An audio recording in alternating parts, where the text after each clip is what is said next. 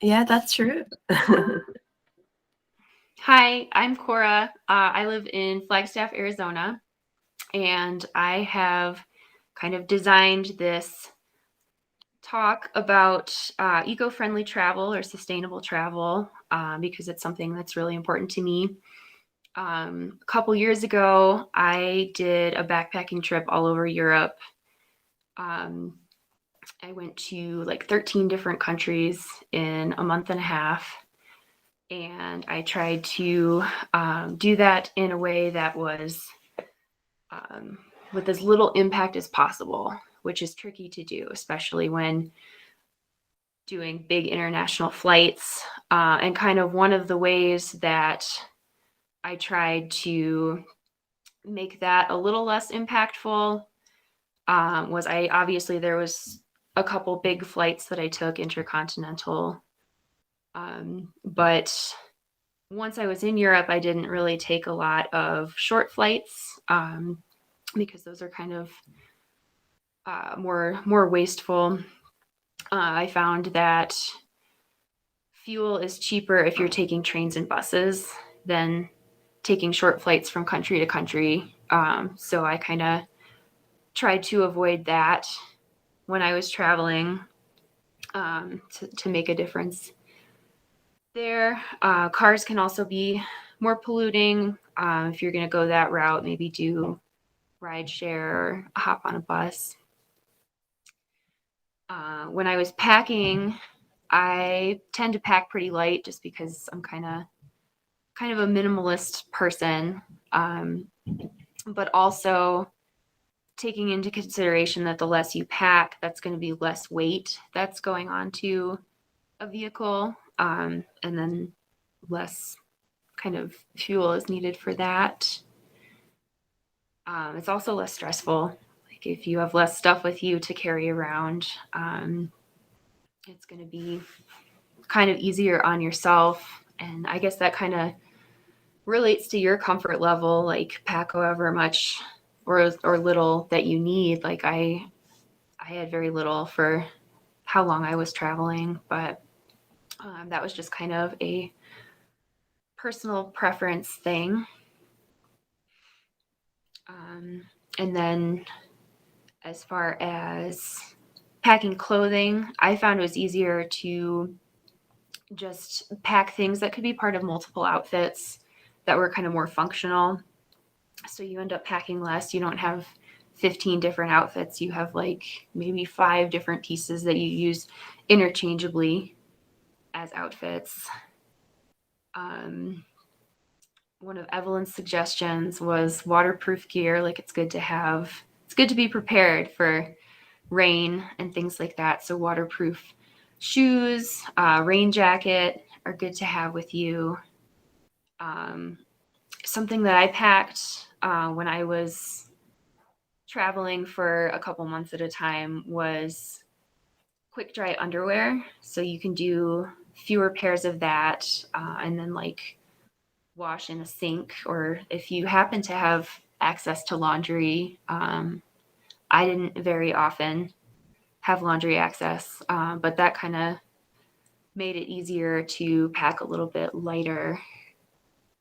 Um, and then I also had a little towel with me, like a small travel microfiber towel, which was convenient just um, going through different hostels and stuff that maybe, if you weren't staying in hotels all the time, you would have kind of that option. Um, and then, um,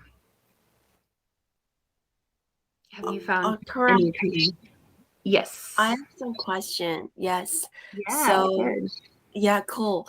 I think one of the most popular posts on our Instagram or in general was about how to pack as a solo female traveler. This one was most viewed, most saved. Everyone was so curious.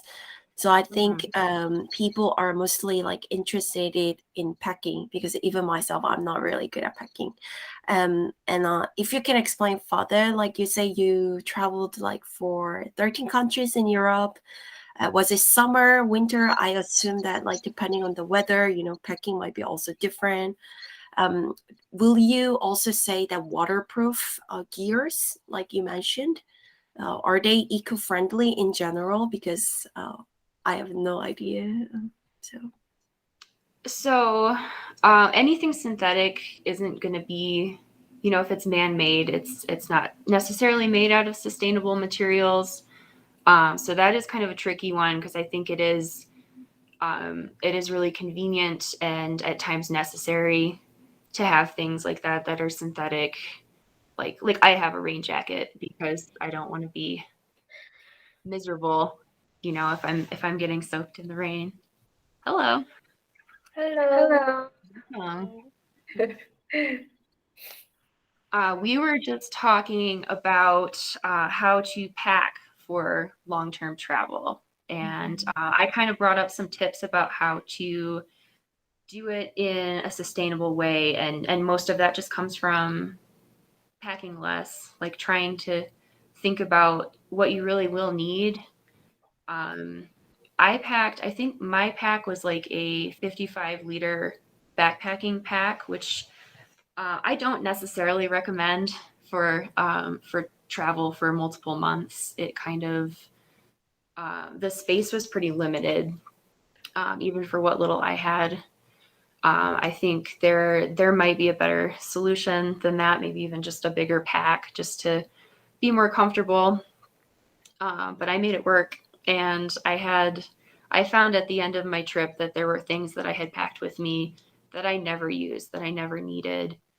Um, just kind of like some incidental things. Like I think I brought paracord with me, like rope for I don't know what, for like a clothesline or something maybe. I didn't need that. So there was some trial and error for sure for me with that, and I did go in the summer. So that would definitely be a factor. Like I didn't have any bulky coats. It was mostly like dresses and shorts and leggings, always leggings. I love leggings. Always wear that. Um, but definitely kind of practical items that I could wear a few times before it got too dirty, or just like wear as a part of different outfits. Um, so that was kind of what worked best for me in terms of packing less. Does anybody have further questions about that? If not, I can kind of move on to the next thing.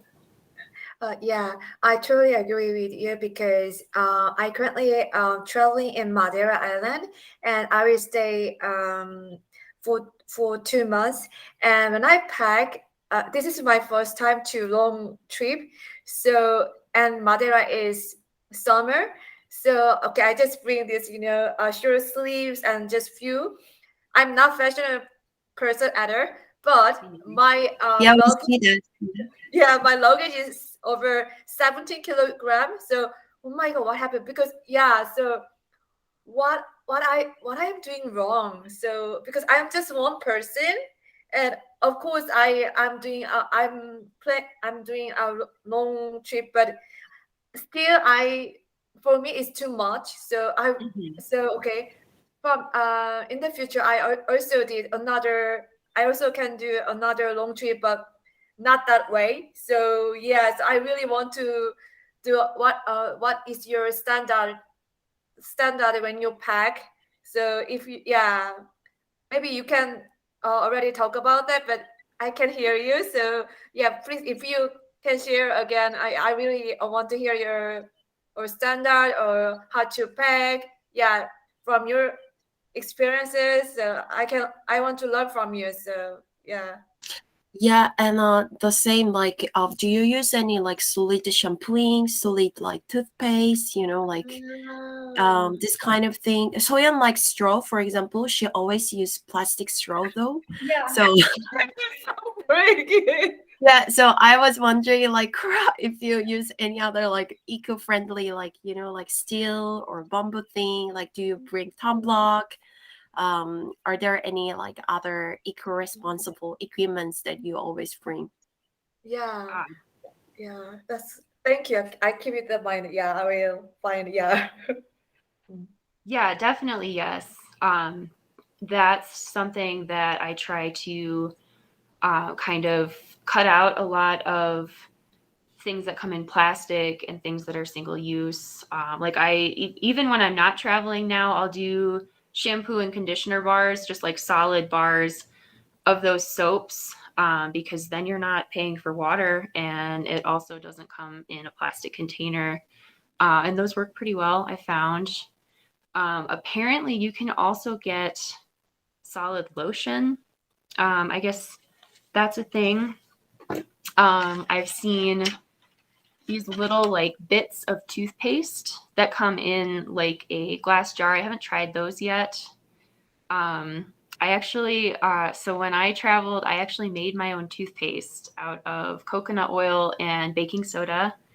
And I found out you're not supposed to put essential oils in it because that can kind of um, get rid of the good bacteria in your mouth. Like it's a little too much with that, but you can absolutely clean your teeth with just those two things, if that's something that um, you're comfortable with or that interests you.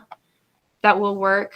I did find this deodorant that comes in a cardboard container. It's aluminum free. It's plastic free. The company that it's from is called Native, and I keep using that. I keep ordering it.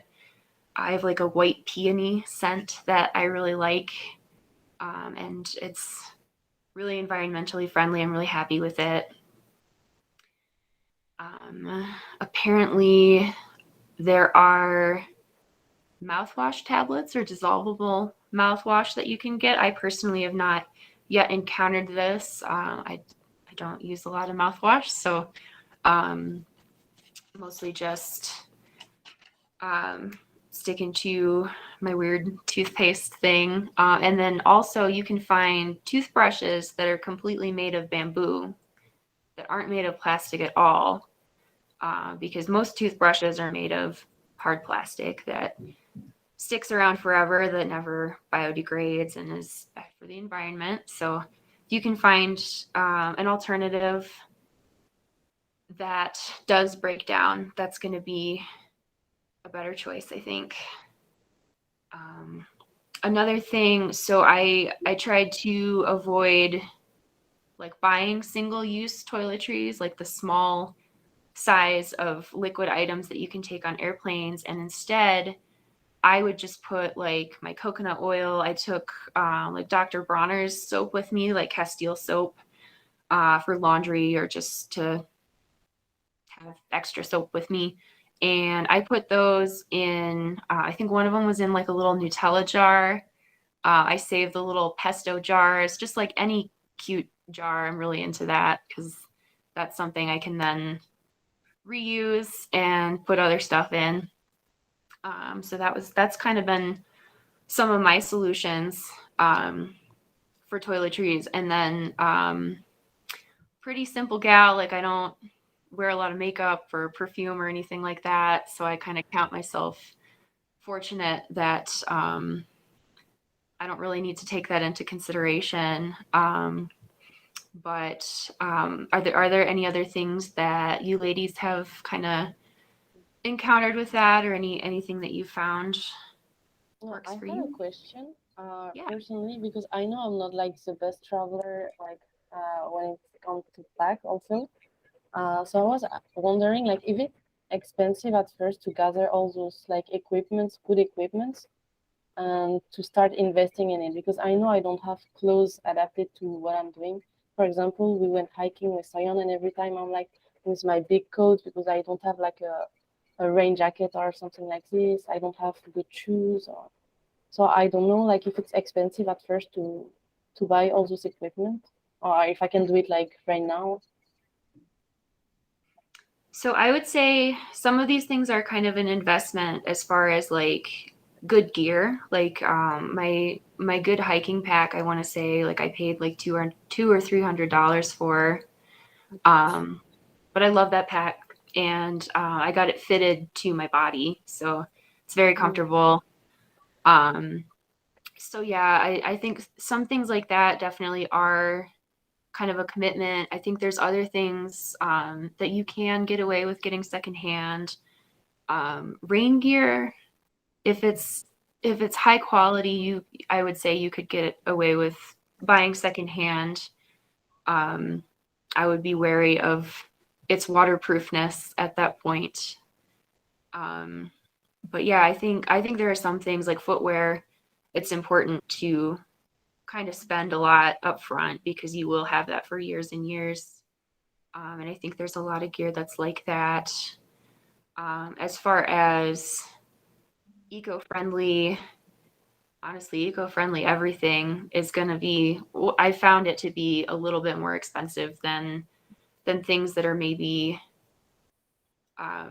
less eco-friendly or just cheaper, more cheaply made. So again, it's a quality thing. I think it kind of comes down to what sacrifices you're willing to make. Because I don't do it all the time. There's times where I'm just like, I'm going to try to purchase the thing with the least amount of plastic packaging, unless it is prohibitively expensive. Like if it's too expensive, like, what are you going to do? But making those choices and making those sacrifices when you can't afford to do it, or when it's something that you feel strongly about, and kind of picking those battles, I guess, has been my approach to it. Thank you. Of course. I was just wondering, or like, also like how, like for example, Soyeon or I know Juliana, they travel quite a lot.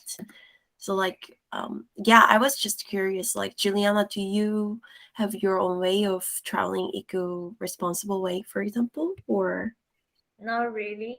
I always take a lot of things, and I think it's a question of psychological parts that I can't give up a lot of things. So usually I hesitate for very long, then I just put them all in bag. And actually, I'm already getting better. In the past, I think the first time I went to US, I took like 3 big luggage, like 30 kilogram. I think, yeah. Then once I fall from the elevator in Hong Kong, then after that I try to take less stuff with me, but still a very hard choice. Every time I don't know to take this or that or which one. Yeah. And every time, because I'm a bit spontaneous, so every time I don't know what I will go, like where I will go. Not like some people, they really like hiking, they will go for sure hiking. For me, probably one of my friends, I will meet like hiking, I will go for hiking. And some friend like clubbing, I will go for clubbing. So my choice a bit random, and I need to consider, or if I go to clubbing, I don't have clothes. If I go to hiking, I didn't take this, So I'm a bit like that. Yeah, that is tricky. I did mostly hiking, and Yeah. for the rest of the time, I guess I didn't really have that many fancy outfits, but yeah, that's definitely going to be a challenge if you're just kind of spontaneously going, and you're not sure what you're getting into. Then you don't want to be unprepared for whatever you end up doing. Yeah. But Oh yeah, I just have a question about coconut oil. Like, can you explain us further, like, how you use with coconut oil, like on which purposes, maybe? So many. I love coconut oil, and it is truly miraculous, all of the things that you can do with it. Like I put it in the ends of my hair, just use it like as a moisturizer, or on my hands. When I took it with me, I used it. There were a couple times where I used it for cooking too. Like you can use it as a cooking oil. It makes really good lube as well. And then, yeah, it's amazing. It has a light sunscreen property to it. However, it does kind of clog your pores. You maybe don't want to put it right on your face. But I did find out a few years ago that you can use it as sunscreen. And I've always really liked it. It's really good for your teeth too. Kind of unrelated, but if you put like a tablespoon of coconut oil in your mouth and swish it around for 20 minutes, it pulls like fat soluble toxins out, and then you spit it out, and it can take away tooth pain and stuff like that. So many miraculous things about coconut oil. So I like to have it with me. I would say if you're going to bring it with you in your luggage, make sure that it's in a watertight container, because depending on how hot it is where you're going, it'll melt and it can kind of make a mess. So definitely put it in something watertight, maybe put it in a plastic bag. And yeah, that pretty much always comes with me when I travel. There she is. Hi. Hello. Welcome. Hi. I thought it said 11 p.m. on the app, so I got really confused. So, but I thought it was 11 p.m. Paris time. I didn't realize it was my time. That's okay. Yeah. You're here now. Yeah. Hi. We had just kind of gotten started. I kind of went over packing and planning, and then we were starting to talk about toiletries and kind of what eco-friendly things you can do with that. And I had just let everybody know about how much I love coconut oil and all the wonderful things that does. So that's what you missed. Okay. Okay. Yeah. Very cool. Mm-hmm. Hi, Evelyn. Hi. I haven't seen you in a long time. Hi. I know. Just to jump in, I think, Evelyn, you're calling from Arab. Saudi Arabia. I'm calling from, it's a city called El Kabar, but it's near Dammam. So it's on the eastern side of Saudi Arabia. Wow, how's life in Saudi Arabia? It's good. I just went out for dinner and hanging out with people. So it's really different. I don't know how to describe it. Like they have, like, things are changing very rapidly here for women. They have movie theaters and a lot more job opportunities for women. I teach mostly women, but I teach some men too. So it's a good time to be here now because things are changing so quickly. And they have some cultural events and concerts and stuff, but it's not like the same. It's not going to be like France or the US where you can just kind of do all kinds of stuff. But yeah, but it's been an interesting experience. So. Okay. Yeah. Okay. Sure. Cool. Yeah. So another thing I had kind of planned to talk about is kind of like the approach to food when you're on the road, and kind of some ways that you can bring eco-friendliness into shopping for food, eating, things like that. First and foremost, I would say always bring a water bottle. That's super important to me. Like, especially like going through airports, I feel like I always get really dehydrated. I try to have like a full liter bottle of water. Very often I will forget and try to go through security and then have to like chug the entire liter in line because I'm not going to throw out my Nalgene. So kind of tricks you into staying hydrated. And then also just having a container for water so you're not reliant on bottled water.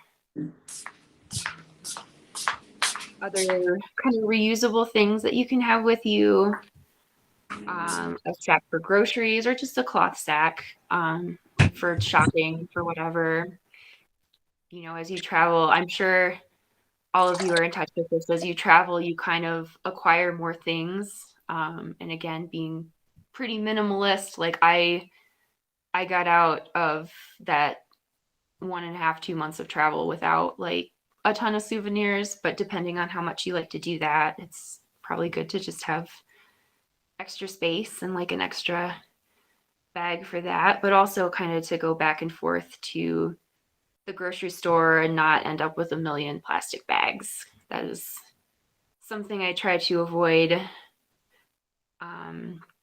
Something else you can come prepared with, like reusable Ziploc bags as opposed to the disposable ones, or just again, like reusing food containers. There's this one kind of gelato that I always keep the container from because it's like hard plastic. The top screws down really well. It becomes a really good leftover container. So I like to use those. Maybe bring a coffee mug if you have the space for it, if you're a coffee person. Some shops will give you a discount if you go in with your own mug. And then you also don't generate more waste as you're doing that. And the mug that I have has a French press in it, which is just, I love it so much. It's one of my favorite things that I own. I like to bring my own utensils when I can. I have like a little folding spork thing that I really like when I'm at work. It's always in my pocket, so I can be prepared to eat my lunch at a moment's notice, and I don't have to worry about going through plastic silverware trying to acquire silverware somewhere. So that's something that I like. If you're really into using straws, there's metal straws now that you can get with like a cleaning kit. And oh, look, Evelyn brought these things. That's great. I like examples of stuff. Like if you, Cora, if you want me to show some stuff, maybe some people haven't seen like a reusable Ziploc bag before or something. Yeah, that's great. If you have that handy, I had kind of thought about doing that. That's great. This brand's called Rezip. Yeah. And then you said the reusable produce bags, right? This is what they look like. They're like a mesh bag. Yeah, I've got one of those. Yeah. So just bringing a couple of these with you as well. We don't, because like you said, we don't think about these things. Yeah. Yeah, and there's been a lot of times when I've gone someplace and realized like shit, like I don't have my grocery sack with me, like I'm not prepared, and these things happen, and I feel like, you just do better next time. Like, don't beat yourself up about it. Like, there's no way to be perfect all the time with it. Like, if you're really trying to live your life in a way that's less impactful and more sustainable, then you will do it. Like, then you're going to do a good job with it most of the time. But there's going to be times when you forget or you slip up or someone's too quick and they're like, here's the styrofoam container. And you're like, no, like I should have brought my own container, but forgot. And you have to kind of just be like, well, I messed up this time. It's not the end of the world. I'll do better next time.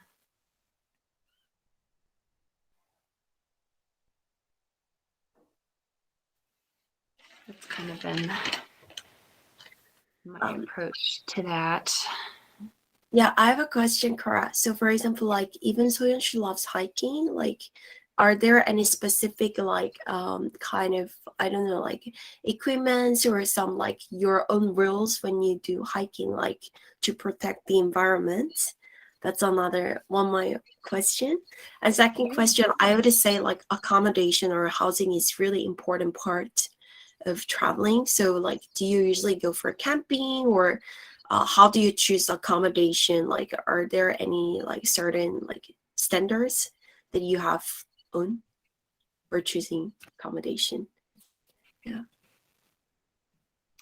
So while hiking and camping, I would say I would stress that the most important thing is trying to minimize impact or concentrate impact. So that's why we have trails, is to kind of concentrate the impact that you're putting on the land to one spot. And trails are designed kind of with the hydrology, with the water that moves through the area in mind. So they're typically put there mindfully, so you're not just hiking up this big, like straight up a hill. Essentially, you're gonna kind of bisect the path of water so as to not impede that too much. So staying on the trail is going to be a good way to reduce your impact.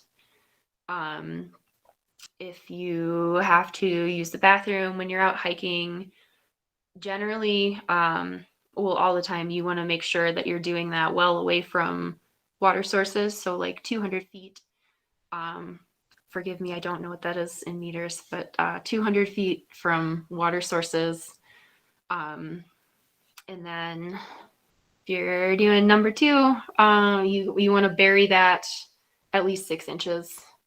And again, like well away from sources of water or where water goes, like stream beds, even dry stream beds, well away from that.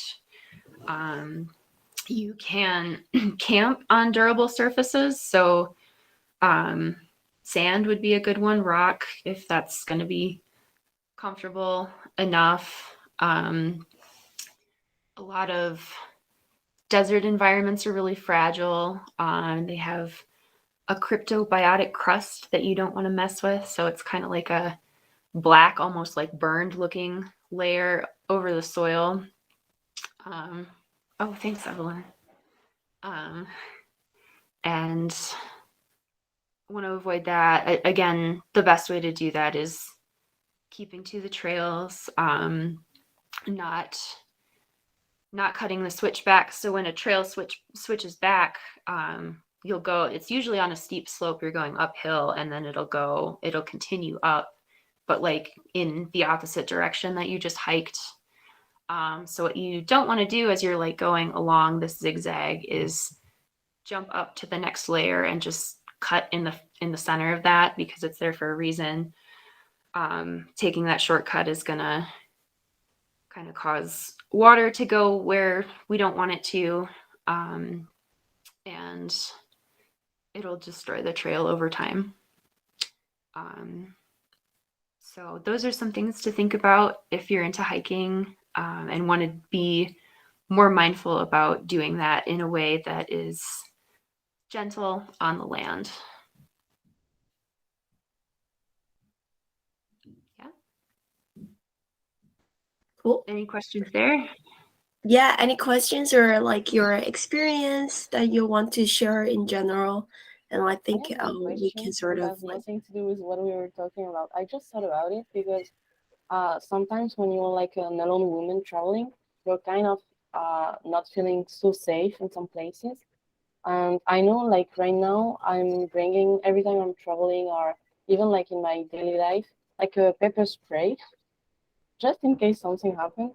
So I don't know if it's like such a good thing or if there's like I don't know, sustainable options or any way or any not weapons, but something that you keep to keep you safe just in case. Yeah, so I think that's really important. When I go out by myself, either when I'm backpacking or if I'm hiking a trail, I try to let somebody know where I'm going, like, hey, I'll be here, and if you don't hear from me by this time or by this day, then like something's wrong, like sound the alarm, like come find me or send somebody to find me. And then as far as safety, when you're out by yourself in the woods, if you're in bear country, maybe get bear spray. I mean, I think regardless of where you are, and if it makes you feel more comfortable, having pepper spray just as an option if you're feeling threatened by somebody, I think can maybe make you feel more safe. If you do have an animal encounter, depending on what animal it is, typically you just want to act big and be loud, and that'll scare it off and won't cause it to charge you.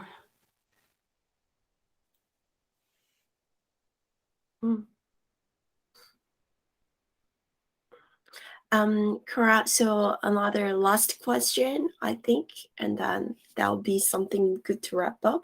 What would you recommend for people who want to start traveling in eco-friendly way, but for those who have zero idea from where to start?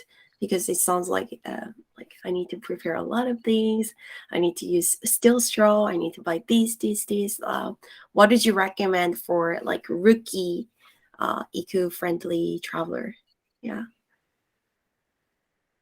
Maybe just start small. Like if it's overwhelming to and expensive to start acquiring, because I didn't acquire all my eco stuff right away. It was kind of over time. Like I found out about shampoo bars and I was just like, all right, I'm gonna like move away from hair products that come in plastic or like aerosol or things like that.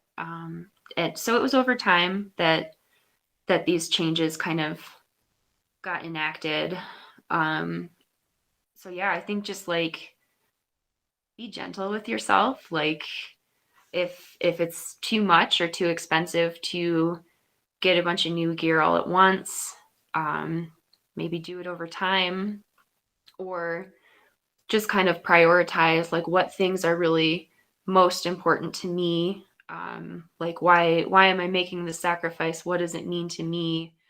Like this toothpaste is crazy expensive, whereas I could just get Colgate for like $2. And if that's a sticking point with you, then maybe there's another area that means more to you, that you can try to decrease your impact in. If it's just like every little thing gets to be too much, then take baby steps with it.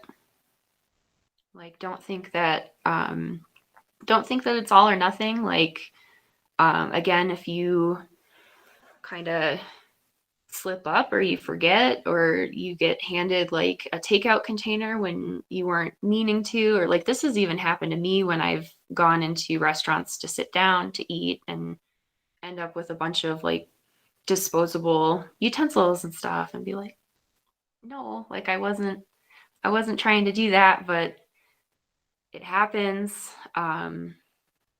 I think another thing you can do there is just kind of anticipating those things and like cutting it off at the pass and being like, I don't need a bag, like politely, like I don't need the stuff that you're gonna try to give me, and getting comfortable with that, or getting comfortable with like, I don't know, maybe like it feels a little weird sometimes to bring your own container into a restaurant with the intention of it being like your takeout container, and just kind of being like, no, this is important to me, and I'm going to do this. So just kind of defining those values for yourself, like deciding why it's important to you, what's important to you, and how you're going to kind of achieve that. And then I think it does kind of take time to get a new routine, or to find a way to avoid things like single-use plastic. And my main motivation for doing that is because it's bad for you. It's bad for the environment.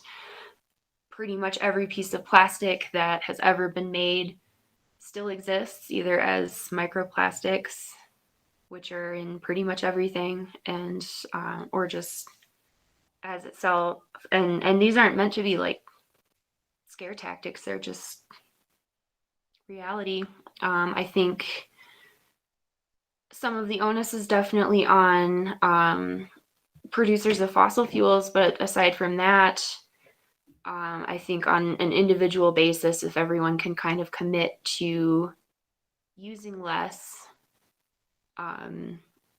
realizing that we don't need to waste as much or go through as much, and try to limit how much they impact the world, the earth, then we can maybe see some difference being made, or just more conscious folks, people that are more conscientious and more caring and more selfless, maybe. It's kind of the takeaway for me. Cool. Thank you.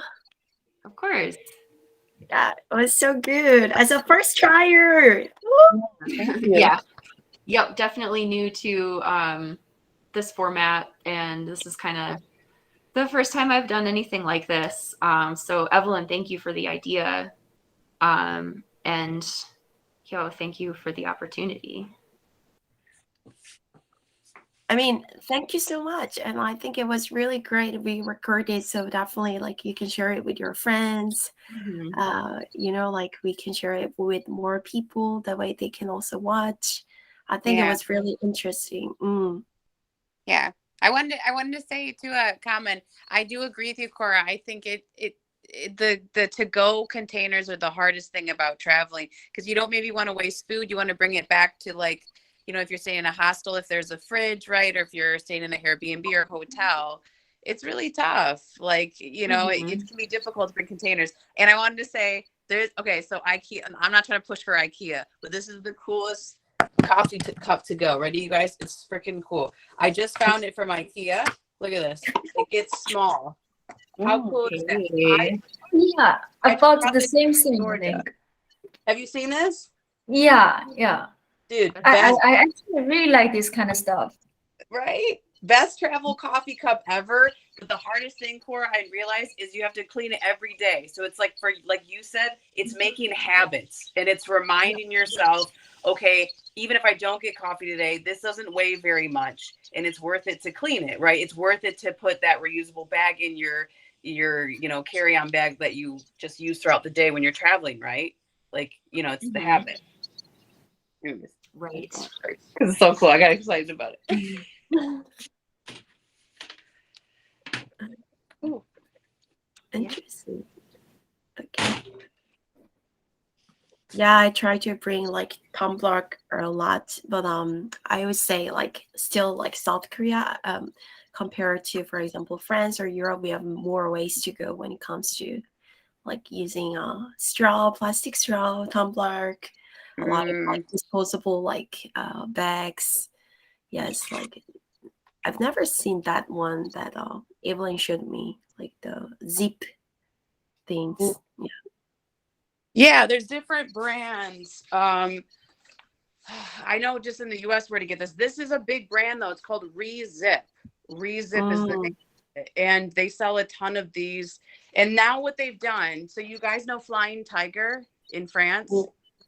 So they have Flying Tiger, right? They have like Hema is another French one. They have what's another similar one to these kind of stores? Hema, Flying Tiger. It's kind of like IKEA, right? I mean, it sort of is. So they have like basically these, but they're not this brand, okay? But they have reusable Ziploc bags now in those stores. So you can start to find this type of things. It's now happening. You know what I mean? Like you just kind of have to look out for it. So it doesn't have to cost a lot of money. Yeah. And like Cora says, do what's good for your budget. Because it did take me years to find all these different things and to want to spend the money on it. And some stuff you can only find like this. I can only find in like camping stores. Cora, have you ever found this outside of a camping store, these kind of sporks? I don't believe so. So the one that I have was a gift, but I'm sure it came from like REI. I've seen wooden ones before that are really cool. Oh, the sets, right? Sometimes, there's now a lot of people selling sets, right, of like little eco-friendly, like, utensils. Yeah, that's very true. I'm trying to think of anything else. Like chopsticks as well. Just kind of your own little thing of utensils to bring with you. I came a little late to the talk, but so you talked about products and stuff, right? Yeah, so there was I did kind of go through all the toiletries, kind of the ones that you had found, and the ones that I've used. Lush is awesome. They have Lush in Paris. Have you heard of Lush, Theo? Yes. British. Yeah, so they're the best place for anything that is eco-friendly for products. And so that way you don't have to have any carry-ons for your liquids. Like, how we get annoyed because when we have a carry-on, it's like you have to like show your liquids in a separate bag. There's so many things you can get in solid form, just like Cora probably explained. I can show you just what they look like. This is mouthwash tablets. Let's see, I got a couple other things. This is like lotion basically, but it's solid. So there's all kinds of stuff you can get in this solid form. And even they have toothpaste tablets. I used that when I was traveling last. So pretty much everything I have now is in the solid form. So yeah, but it is expensive though. I mean, Cora's right, but I only use this stuff when I travel. So that's maybe something that people can think about, right? This is not products necessarily I buy all the time, but I just, have it when I travel at least, so it's better in that way. I don't know. I don't know if that's the best approach. Yeah, but because my sister, she wanted to kind of like transfer into this lifestyle, so she bought this like solid shampooing from Rush, and I thought it's like fungi, I thought it's mushroom because it looked like, oh, what is that? Like with tons of seaweed, but turned out to be solid shampooing. So yeah, there's different brands. You got to try different. I've tried different brands. Like, and to be honest, the solid conditioner, still not a big fan of. I don't know about you, Cora, but I've seen good solid shampoos. I try to use solid conditioner. It doesn't work the greatest. At least I haven't found a brand that I like. So I still use those reusable, I don't know where it's at, but reusable like bottles for conditioner. Mm-hmm. Yeah, I like the conditioner. Most of the solid shampoo and conditioner that I've had is from the Earthling company. Okay. I don't really like their shampoo bars. That it just kind of felt like soap to me. And of course there was many years where I just didn't use shampoo, so it could have been like a transition thing. But it just, some of it's a little soapy. It's definitely trial and error to find something that works for you. But I think the convenience of it, especially when traveling, is worth it. Yeah. You don't have to deal with carry-on luggage or which like I try to avoid at all costs. That's just a me thing. I don't want to, or checked luggage rather. I don't usually want to deal with that when I'm traveling. So of course, And then this is an example. This is from France, you guys. So we don't have to buy plastic deodorant anymore. They have so many brands that have like recycled material made out of paper. So it's just like all this kind of stuff. We have that's if you guys are in France, it's amazing. Yeah, but like you said, Hio, not every country has it. Saudi Arabia, 100% is not eco-friendly. There's almost nothing here that is. So if you have it, use it. Anyway. Yeah, I think it depends on like country culture too. That's what I always see while traveling. Like in some country, like France, they are crazy about all these things. Yeah, in South Korea, still we have so many ways to go, I would say. Okay, cool. Well, I think that's all. And how do you feel, Cora? I feel good. Again, really, really glad to have had this opportunity. I feel like I at least touched on everything I kind of set out to do. Thank you guys for your questions. That was really interesting to kind of get into and to have this as more of like a discussion, like a question and answer thing. Yeah. And how do you feel like Juliana or Soyeon? Like, are there any like 2 cents that you learned or any takeaways? Yeah, I learned a lot, and especially for me kind of person, I need to really take the baby step. But I was very happy actually already start to use the how do you call it, silicone kind of material stuff, like the foldable stuff. Actually, I found a lot in China. So at the beginning, I just thought it's really good for the house. So that's why I bought it. Yeah, I didn't know it's very eco-friendly. Cool. And you, Soyeon? Yeah. Honestly, I never try eco-friendly way in my life, but Yeah, I definitely want to start. So from not using plastic straw, so when I get back to South Korea, I'm looking for some, some steel steel straw first, and yeah, definitely. So thank you for letting me know. Of course. They have. I'm not promoting Starbucks, but they do have Starbucks ones too. They're made out of plastic though, but they do. Right on. I think matte plastic is great. Okay, cool. Should we take one photo together? Okay, Evelyn. Okay, 1, 2, 3. Okay, I think it's good. So All right, thank you so much for your time, Cora, and everyone too. And Evelyn, I love to hear about like your Saudi Arabia like experience later. So I Okay. know that we have tons of things to catch up. Yeah, because it was 5 a.m. here, so I think we need to rest a little. At the But same wait, time. what time is it? What do you mean? Right now No. it's 6 a.m. in South Korea. Oh, you're in South Korea. Oh my gosh. Yeah, I got so confused with the time. For some reason, I didn't realize it was 10. I just got confused. I didn't. So the app, that's a good app question. The app shows you your time zone? Hmm.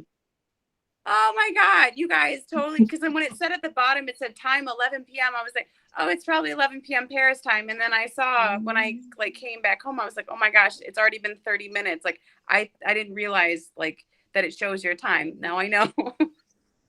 Yeah, maybe we need to work on that part too. Well, just because I just wasn't, I wasn't sure because I thought I didn't know if this event was going to be on like Instagram Live because I know sometimes it was right in the past, but now you're trying to move it to the app more. Okay. Yeah, that's fine. I don't know. Yeah, I guess like maybe to like let people know that that time is your time, but then you do put the time zones in there. I know you're trying to make it clear. I just got confused. This is my fault. time zones are hard. Yeah, because I'm only 1 hour ahead of you guys in France. So who's in France? So yeah. No Are you one's one of in my students? Wait a minute. Are you one of my students? You are, Yeah. right?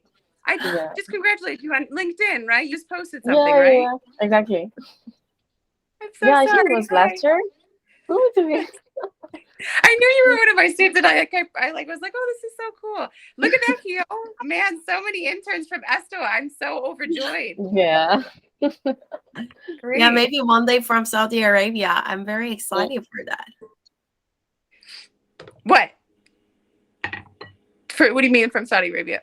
Yeah, like try to really like expand the Nomad her global network thanks to Evelyn, like Well, I was thinking about that, like to have a Nomad Her event here. I'm not sure. It's an interesting topic with this particular population. Yeah, so I'd have to approach it in a very careful way because pretty much women are not supposed to travel by themselves here. You know what I mean? It's such a family oriented culture. It's more conservative. Even though things are changing, it's still pretty conservative. So, but there are people now studying abroad by themselves. They used to have a chaperone, but now they've actually lifted it. For certain women, they'll let study abroad and they don't need a chaperone, which is a big deal here. So we'll see. I'll see.